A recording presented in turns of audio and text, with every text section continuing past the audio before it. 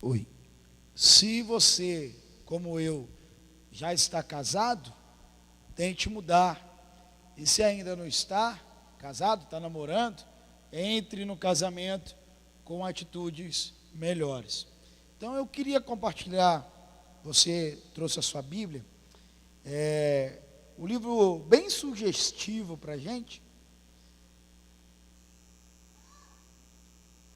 Cantares de Salomão. Não vou pedir para você ler para sua namorada ou para sua esposa, mas você pode ler em casa depois, né? Eu acho que roubaram o Cantares da minha Bíblia, gente. Cadê, gente? Achei. Está aqui. Cantares 2, do 10 ao 16.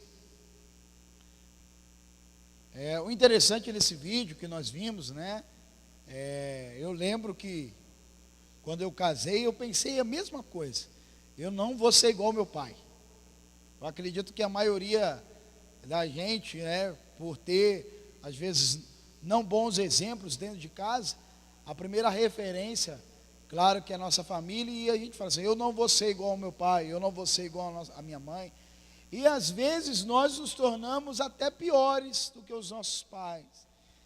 E por vezes nossos pais não tiveram a oportunidade que nós estamos tendo hoje, de estarmos numa igreja, de sermos discipulados, de sermos pastoreados, para darmos uma qualidade melhor para a nossa família. E pensando nisso, baseado nesse vídeo que eu quero até dar crédito para minha esposa, porque foi ela que deu a ideia, né? Eu lembrei desse texto, que sempre quando eu lembro de cantar, especificamente desse trecho aqui, de Cantares, capítulo 2, versículo 10 ao 16, eu cheguei até a pregar o versículo 15 uma vez aqui na igreja, mas o versículo 10 ao versículo 16, mais uma vez, serve para todos nós. Diz assim: o meu amado fala e me diz, levanta-te, querida minha, formosa minha, e vem, porque eis que passou o inverno, cessou a chuva e se foi. Aparecem as flores na terra, e o tempo de cantarem as aves, e a voz do pássaro ouve-se em nossa terra. A figueira começou a dar os seus figos, as vides em flor exalam o seu aroma. Levanta-te, amiga minha, formosa minha, e vem. Pomba minha que anda pelas fendas dos penhascos, no esconderijo das rochas escarpadas, mostra-me o teu rosto e faz-me ouvir a tua voz, porque a tua voz é doce, o teu rosto é amável. Versículo 15: apanha-me as raposas, as raposinhas que devastam os vinhedos, porque as nossas vinhas já estão em flor. O meu amado é meu e eu sou dele, ele apacenta o seu rebanho entre os lírios. É um texto bastante bonito, né? O livro de Cantares de Salomão, ele é uma declaração de amor. Por mais que as figuras que Salomão e a Sunamita usam, né? Por exemplo, se você for lá para o capítulo 1, se não me falha a memória, você vai ver que Salomão ele faz uma comparação muito, muito interessante.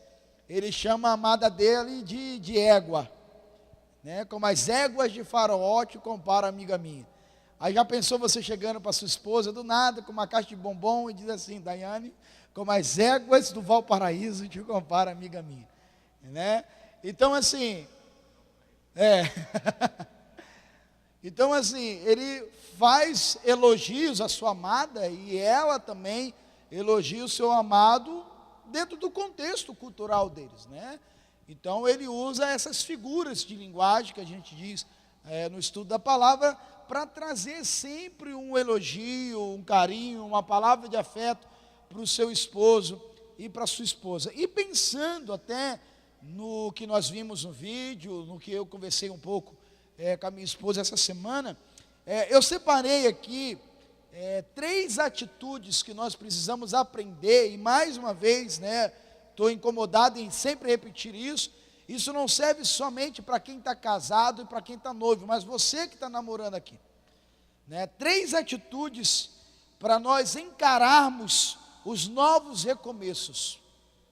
Nós estamos aí partindo já para 2017 e a nossa apreensão é que o ano que vem seja um ano melhor do que esse ano. Então, para nós termos e encararmos melhor os recomeços para o ano que vem, nós precisamos aprender algumas atitudes. E uma lição que eu aprendi no meu ministério, e eu aprendi no meu casamento, e na maioria das vezes quando eu realizo um casamento na igreja, eu sempre gosto de lembrar, é que casamento e relacionamento, ele é a arte de lidar com os conflitos. Então, qualquer tipo de relacionamento, desde o relacionamento de amizade, até o mais profundo relacionamento, que é o relacionamento do casamento, que passa pelo período do namoro e do noivado, mas especificamente namorado, noivado e casamento, nós precisamos aprender que relacionamento é a arte de lidar com os conflitos.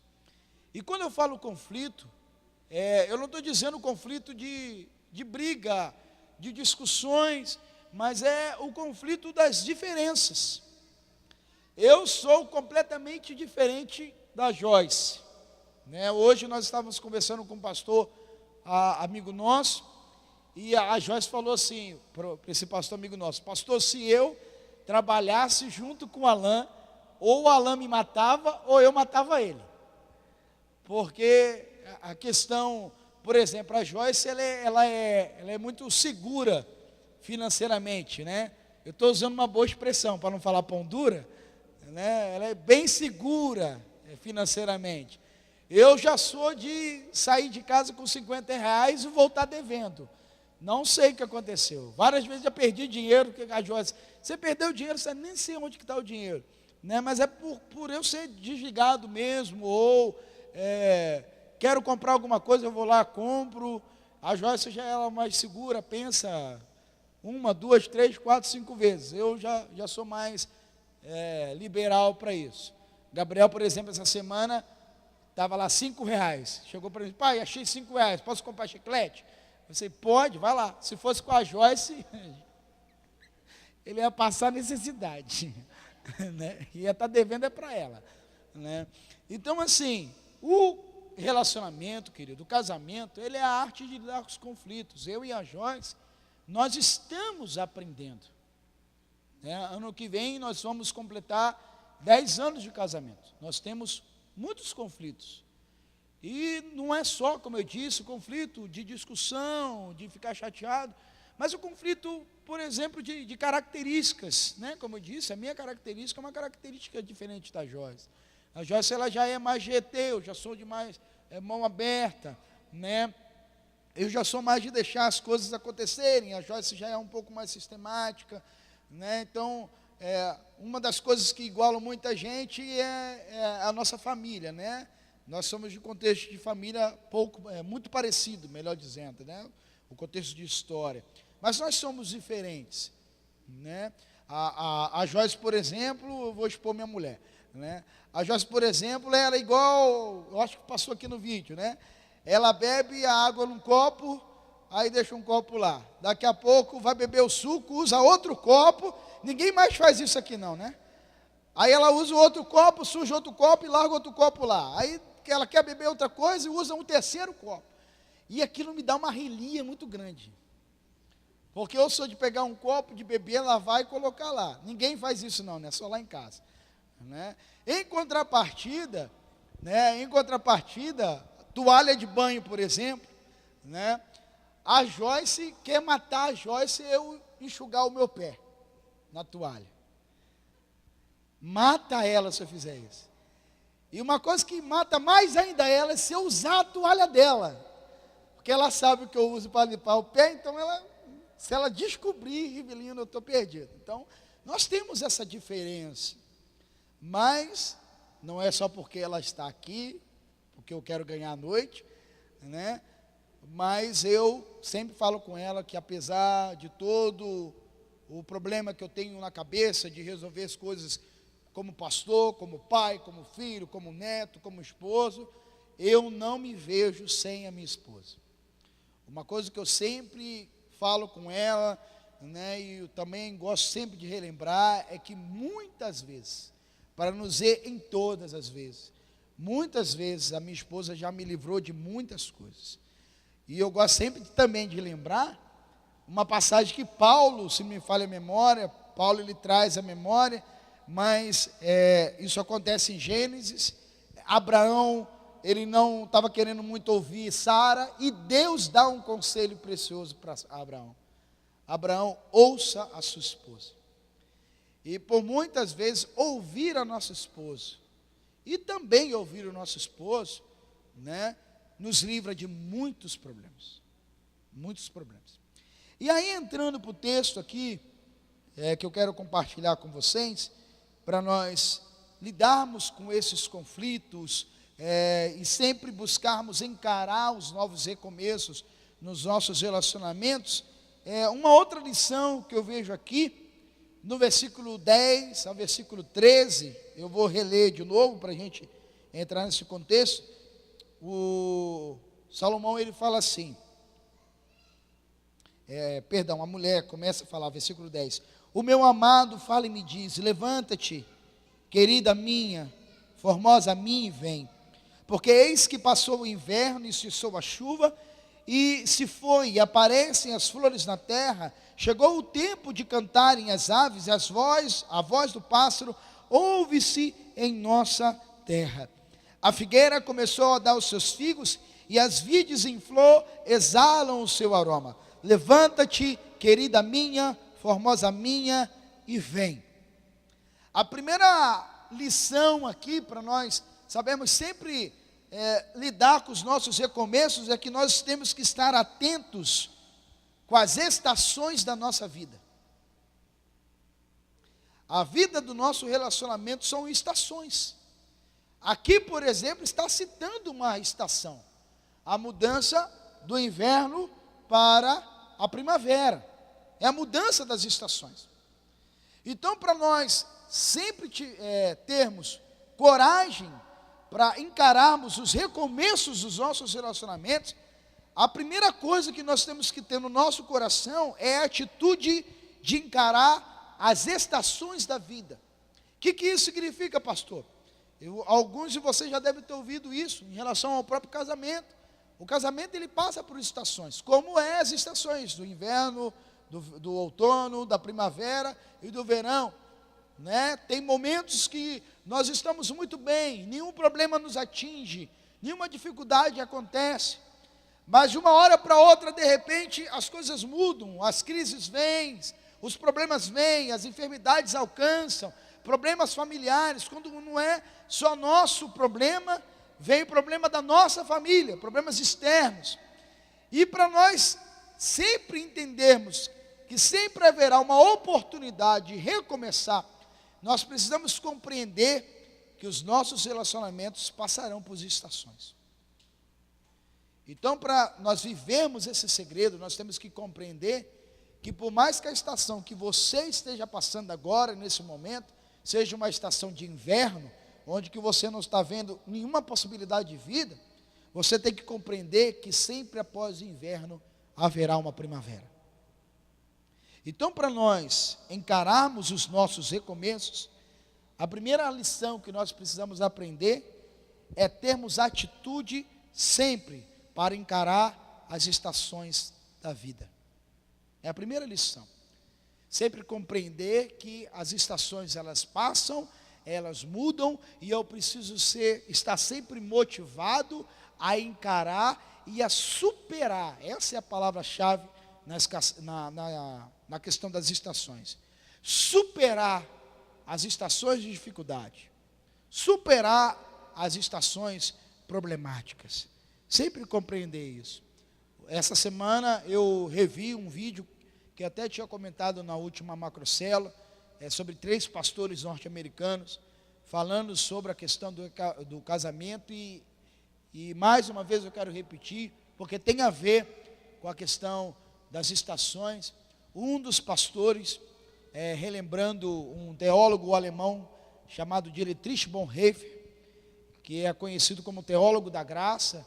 Se não me falha a memória, ele é da época do nazismo na Alemanha. Esse teólogo, esse pastor, ele disse que a base do casamento não é os sentimentos. A base do casamento é a aliança. O que isso significa, pastor? Eu não posso ter sentimento, o sentimento é errado, se apaixonar, amar é errado. Não é que isso seja errado. Mas as crises, elas virão. E as crises podem abalar os sentimentos. Essa é a nossa realidade. E no meio desse abalo, às vezes, de sentimento, de questionamento, será que eu amo ou não amo? Nós sempre temos que olhar para quem é casado, para a mão esquerda, e lembrar que acima das crises que podem abalar os sentimentos, eu tenho uma aliança. Eu tenho um comprometimento. Você entendeu isso que eu estou falando? Eu tenho uma aliança. Eu tenho um comprometimento. Isso vale também para o namoro e para o noivado. Porque a gente acha que o negócio só se torna sério de fato quando a gente casa. Mas na verdade, para nós, o negócio já é sério quando você começa a namorar. Porque o namoro, ele tem que ter um propósito. Se o namoro ele não tem um propósito, ele não tem razão de existir. Ele não tem razão de acontecer. Então você que namora, por exemplo, você tem que ter um propósito nesse namoro, né? Segunda atitude que nós vemos aqui, na questão de sempre encararmos esse novo recomeço, está no versículo 14, que o autor do cântico, né, de Cantares, Salomão, ele diz assim, o elogio, né, melhor do que égua, né, ele chama de pomba, é um elogio melhor. Pomba minha, que andas pelas fendas dos penhascos, no esconderijo das rochas escarpadas, mostra-me o teu rosto e faze-me ouvir a tua voz, porque a tua voz é doce e o teu rosto amável. A segunda atitude aqui que eu pontuei, de sempre encararmos o nosso recomeço, é que nós precisamos de ter atitudes para sempre revermos a forma de tratar um ao outro. Nós sempre precisamos fazer uma revisão de como está o meu tratamento com o meu cônjuge, o meu tratamento com a minha namorada, o meu tratamento com o meu namorado. É isso aqui que eu pontuei no versículo 14. Por quê, pastor? Porque ele encharca de elogios a sua amada, né? Acompanha aí comigo. Ele chama de pomba que anda pelas fendas dos penhascos. Ou seja, por mais que o penhasco seja uma coisa muito grande, por mais que o penhasco seja uma coisa até muito chamativa, mesmo a pomba sendo uma coisinha muito pequena, ela chama mais atenção a ele do que os penhascos. A oferta do penhasco, a beleza do penhasco talvez seja maior do que a pomba, mas a pomba é que atrai mais o coração do seu amado. Então nós vamos ver aqui que para sempre recomeçarmos, nós precisamos sempre rever a forma de tratar um ao outro. Uma coisa que acontece lá em casa, e graças a Deus nós nunca chegamos nesse nível, e nós nunca chegaremos, é que nunca, eu pelo menos nunca não lembro, nem da minha parte, nem da parte da minha esposa, nós nunca xingamos um ao outro. Podemos até, de vez em quando, falar uma palavra dura, né, mas a gente tenta evitar na medida do possível e do impossível, mas nunca nos xingamos. Nunca um xingou o outro. Então lá em casa, por exemplo, até que eu lembre, lá em casa ainda não virou zoológico, porque tem casas que se tornaram verdadeiros zoológicos. Como assim, pastor? Né, vou dar um exemplo muito simples, né, você casou com uma pomba, mas daqui a pouco você está chamando a sua esposa de elefanta, né? Você chama o teu esposo, você casou com um homem, mas você chama o seu esposo de galinha. Então virou um zoológico de burro, de cavalo, né? Então o casamento, o lar, a residência que deveria ser um jardim, se tornou num zoológico, onde que a mulher não é mais princesa, a mulher hoje é a baleia, né? O marido não é mais o príncipe, hoje ele é o burrico do Shurek, né? Então se tornou um zoológico. A casa que deveria ser um lar de paz, de tranquilidade, se torna um zoológico. Pastor, a casa do Senhor é perfeita? Os seus filhos são perfeitos? O Senhor trata com perfeição a sua família? Não. E particularmente, irmãos, me dá rilia quando alguém fala que a casa é perfeita. Porque não existe. Por muito tempo, por exemplo, a Joyce, ela gosta muito disso, mas por muito tempo eu relutava com encontros de casais, porque a primeira experiência de retiro de casal para mim não foi muito legal, porque um camarada lá que ministrou, ele passou para a gente que o casamento dele era tão perfeito, que eu achei assim, o meu casamento é um lixo, eu vou me divorciar, não dá. Da forma que ele passou, a perfeição que era, e não há perfeição. Nós lutamos pelo nosso casamento. Esse é o grande desafio nosso, lutar pelo nosso relacionamento, lutar pelo nosso casamento, entender que isso aqui é mais importante do que as estações que os nossos relacionamentos vão passar, mas não há perfeição. A perfeição só vai haver na glória, infelizmente, não há perfeição, mas podemos lutar para que seja perfeito no máximo possível. Esse é o segredo. E nessa luta, entre esse ponto aqui, a atitude sempre de rever a forma de tratar um ao outro. Eu tomei uma decisão na minha vida de que, por mais que a Joyce durma de bico comigo, mas eu não admito dormir com a minha esposa brigado, sem pelo menos eu pedir me desculpa e ela, tá bom, e vira e dorme. Mas tentar dormir com a consciência um pouco mais leve, e no outro dia tentar resolver, sei lá, comprar um cachorro quente com um laço vermelho, entregar, para ver se o negócio se resolve. A Joyce é mineira, né? Então eu compro um pedaço de queijo, fica uma maravilha, né? Ou preparo um café da manhã, que vou expor mais uma vez a minha esposa, né? A refeição do dia mais importante para a Joyce é o café da manhã. Se ela não tiver o café da manhã, ela não acordou, não está viva. Então ela tem que ter o café da manhã, né? Então, no mínimo, preparar isso. Eu lembro uma vez, aí aqui eu vou me expor, né? Eu lembro uma vez que nós não estávamos muito bem, o Gabriel ainda não tinha nascido, eu era pastor ajudante de Petrópolis, e o negócio não estava muito bem no nosso casamento, nós também não tínhamos muito dinheiro, aí a Joyce tinha saído, ela vai lembrar disso, ela tinha saído para a rua, e eu resolvi assim, eu vou fazer um jantar à luz de velas para minha esposa. Eu resolvi fazer.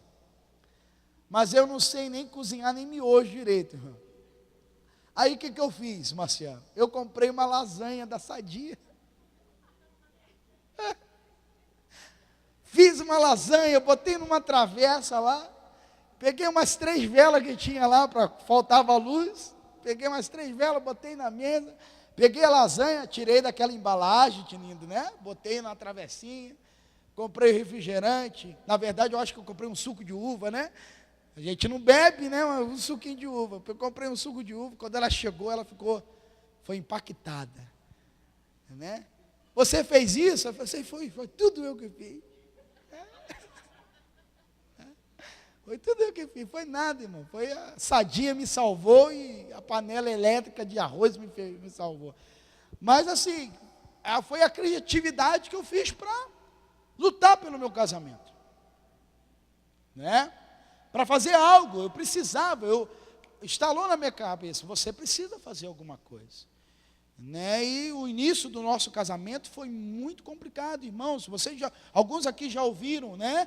Nós viemos de contexto de família um pouco parecido, mas um contexto de família sem base alguma, né? A minha casa, quem mandava era o homem mas na casa da Joyce quem mandava eram as mulheres. Então assim, a gente veio de um contexto de choque, e chocamos muito, né? Chocamos muito. Então nós estamos aprendendo a sempre rever como nós tratamos um ao outro. Não estou dizendo que vai cessar, às vezes, você responder de uma forma meio grossa, responder de uma forma meio dura. Tentar não responder é o grande desafio nosso, né? Sempre tentar. E o terceiro, que me chama muita atenção, está lá no versículo 15, que até é a frase final do rapaz que faz a peça. Ele diz assim, o texto diz assim: apanha-me as raposas, as raposinhas que devastam os vinhedos, porque as nossas vinhas estão em flor. Versículo 16: o meu amado é meu e eu sou dele, ele apacenta o seu rebanho entre os lírios. O que me chama a atenção aqui, tanto o versículo 15 quanto o 16 me chama muita atenção, mas a primeira coisa que me chama a atenção nesses dois versículos aqui é as raposas e as raposinhas. Ele usa a figura das raposas e a figura das raposinhas. Aí ele diz assim: apanha-me as raposas e as raposinhas, que destrói as vinhas que já estão em flor. O que ele está falando aqui? Que nós precisamos rever e muito nos nossos relacionamentos. Nós precisamos ter atitude de remover, ou melhor, de eliminar, desde as grandes até as mais pequenas atitudes que possam atrapalhar a saúde do nosso relacionamento. Então, o que atrapalha muitos casamentos, muitos namoros e muitos noivados não são as grandes coisas. Como o próprio ator falou aqui, não são as grandes coisas, são as mínimas coisas.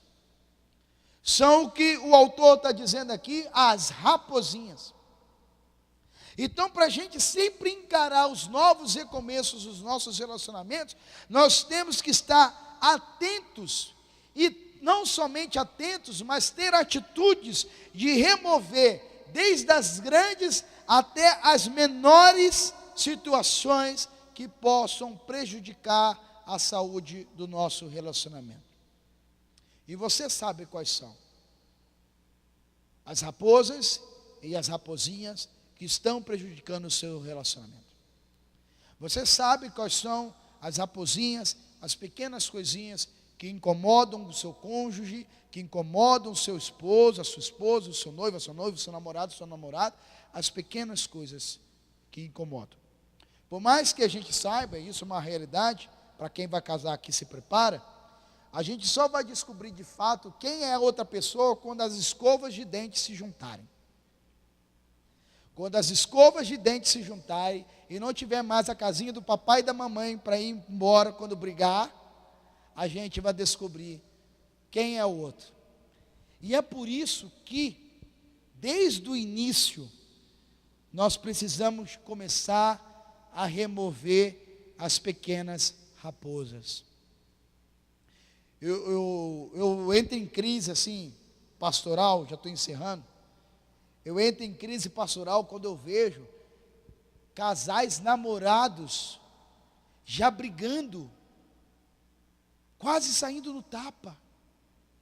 Se namorando está assim, vão se matar quando casar.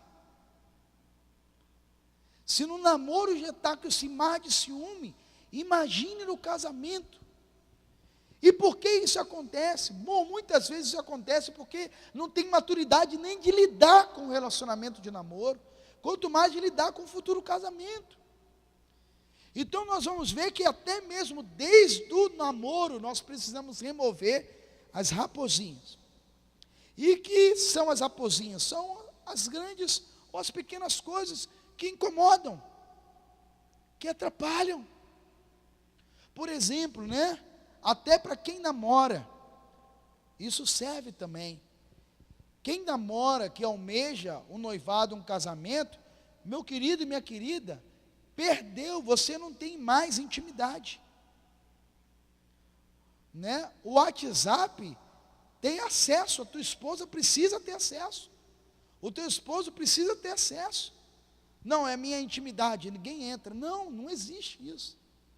Ah, pastor, mas é minha intimidade, eu não posso deixar isso com o meu namorado, com a minha noiva, com o meu esposo, com a minha esposa. Mas por que não? Ah, pastor, porque vai invadir a minha privacidade. Lembrei a palavra, né? A minha privacidade. Não existe privacidade em relacionamento, queridos. Ainda mais no casamento, não existe privacidade. Mas, pastor, por que não existe privacidade? Porque na ausência da privacidade, há saúde e proteção no casamento, no relacionamento. Quantos casamentos que vocês conhecem que terminaram por uma conversinha boba no WhatsApp? Quantos casamentos terminaram por uma conversinha besta, desculpe o termo, no Facebook?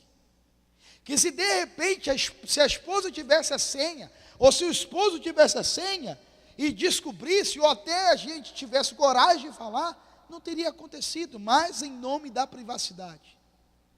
Em nome da privacidade, os relacionamentos são quebrados. Então não há privacidade num relacionamento que busca ser saudável. Então vira para o cônjuge aí seu, para o seu namorado ou sua namorada e diz assim: a privacidade entre a gente acabou. Aí você fala assim para ele assim: me proteja. Fala para ele assim: me proteja. Quer falar, Rafael? É uma proteção, irmãos. É uma proteção. Um pastor conhecido de uma outra denominação, ele teve um problema com o pastor dele, por uma conversa do WhatsApp. A esposa descobriu e denunciou o esposo. O pastor muito conhecido no Brasil, suspendeu esse obreiro. Depois de muitos meses, o obreiro voltou e ele falou assim: olha, eu só te dei essa chance.